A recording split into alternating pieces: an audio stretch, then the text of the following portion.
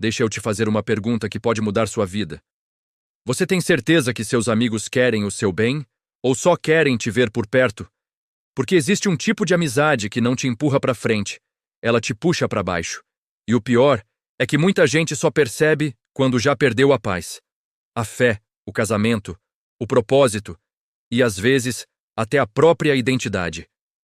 Hoje, eu vou te mostrar o que a Bíblia fala sobre a amizade errada e como identificar más companhias antes que elas destruam sua vida.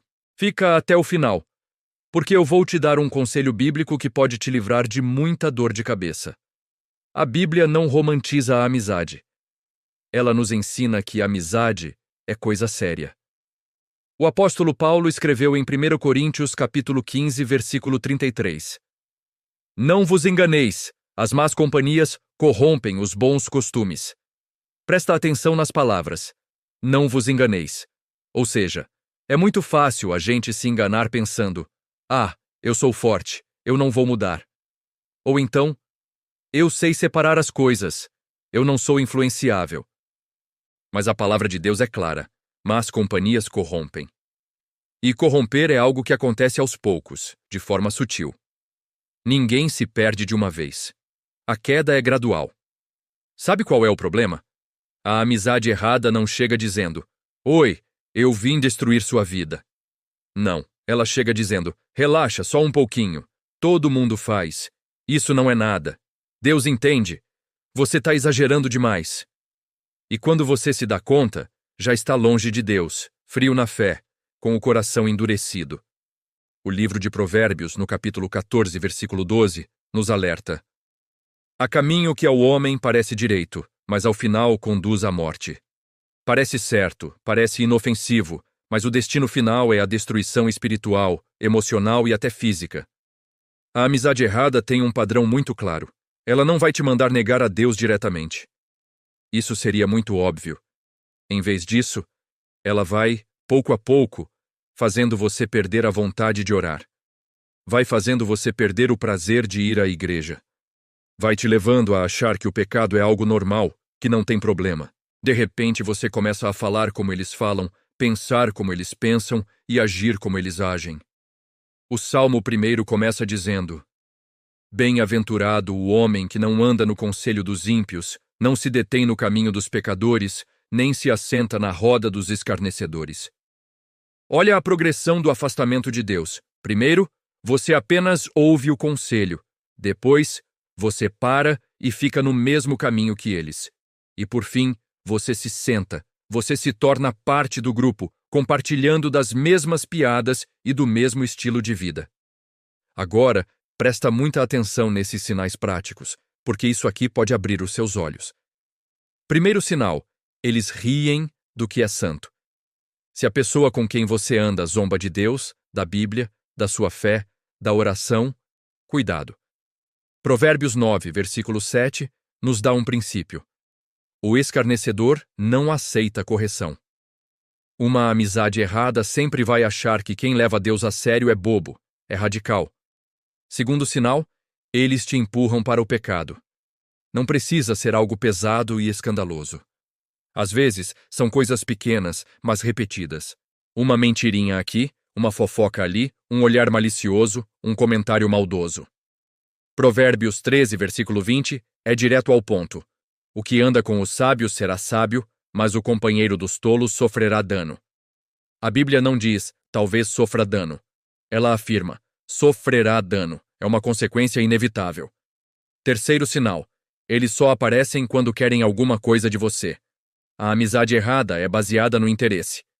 Provérbios 19, versículo 4 diz: O rico tem muitos amigos, mas o pobre é separado do seu amigo.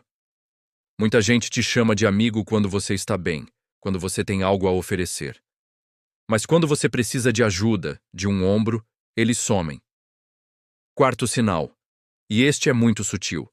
Eles têm inveja do que Deus faz em você e através de você. Eles não vão falar na sua cara, claro, mas você sente. Você percebe no olhar, na falta de alegria quando você compartilha uma bênção.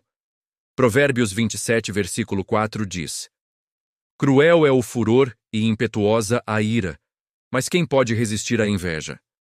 Uma amizade errada não celebra o seu crescimento espiritual, ela se incomoda com a sua luz.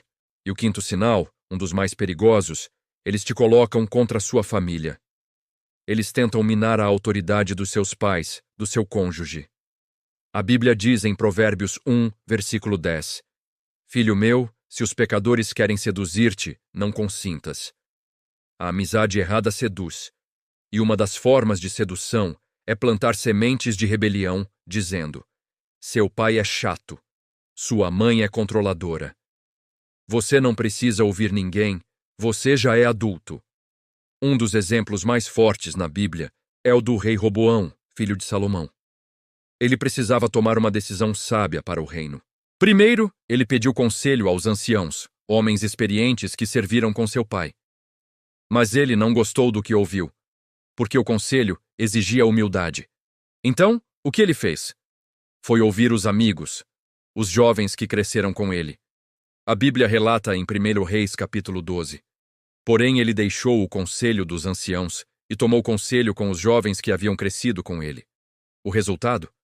Ele seguiu o conselho arrogante dos amigos, e o reino de Israel se dividiu. Uma decisão baseada em amizades erradas destruiu anos de construção e unidade. Agora, vem a parte que muita gente não gosta de ouvir, a parte difícil.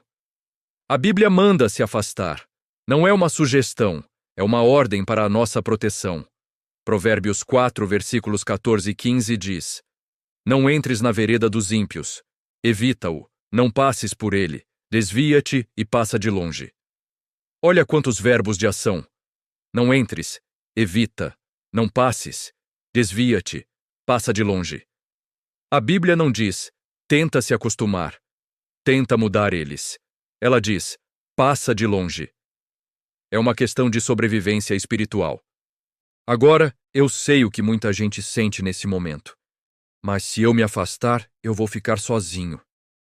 Esse é um medo real. Mas deixa eu te dizer uma verdade bíblica poderosa. É melhor ficar sozinho do que mal acompanhado. O Salmo 27, versículo 10 nos conforta. Ainda que meu pai e minha mãe me abandonem, o Senhor me acolherá. Se o próprio Deus te acolhe, você nunca, jamais, estará sozinho. E tem mais. Quando você obedece a Deus e se afasta do que é errado, Deus abre espaço na sua vida para o que é certo. Ele preenche esse vazio com a presença dele e com amizades que te edificam. Vamos entender o que a Bíblia chama de amizade verdadeira. Provérbios 17:17 diz: Em todo tempo ama o amigo, e na angústia nasce o irmão. Amigo de verdade não é só para a festa, é para a hora da dor, da luta, da angústia. Um amigo segundo o coração de Deus é aquele que te corrige com amor, te puxa para cima, te ajuda a orar. Quando você não tem forças, te aproxima de Deus, não compete com você e celebra as suas vitórias como se fossem dele. Provérbios 27:6 diz algo incrível. Leais são as feridas feitas pelo amigo. Sabe o que isso significa? Que um amigo de verdade prefere te machucar com a verdade que te salva do que te agradar com a mentira que te destrói. Agora, uma coisa importante. Nem toda amizade errada você precisa cortar de forma brusca, com uma briga. Mas você precisa, sim, tomar atitudes práticas. Limitar o contato, se afastar emocionalmente, mudar o nível de intimidade e, principalmente, cortar a influência deles sobre a sua vida. O apóstolo Paulo foi muito claro em 2 Coríntios 6,14. Não vos prendais a um jugo desigual com os incrédulos. Isso vale para namoro, para sociedade em negócios, e também vale para amizades íntimas, porque intimidade é uma forma de aliança. Você não pode ter uma aliança com a luz e com as trevas ao mesmo tempo. Eu quero falar diretamente com você que sente que Deus está te alertando através desta mensagem. Talvez você já tenha percebido que tem gente na sua vida que não soma, não edifica, só te arrasta para baixo e te afasta do seu propósito. Deus te trouxe a este vídeo porque Ele te ama e quer te livrar de uma armadilha. Você não nasceu para viver preso em uma roda de escarnecedores. Você não nasceu para ter sua fé ridicularizada. Você nasceu para viver um propósito divino. Você nasceu para ter paz no coração. Você nasceu para caminhar com Deus e ter amigos que te levem para mais perto dele. Se essa palavra falou forte com você, eu quero que você faça duas coisas agora mesmo.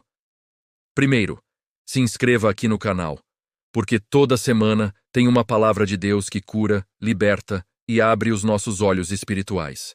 E segundo, como um ato de fé e decisão, comenta aqui embaixo: eu escolho amizades de Deus.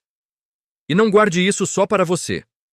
Compartilhe este vídeo com alguém que você ama e que precisa acordar antes que seja tarde demais.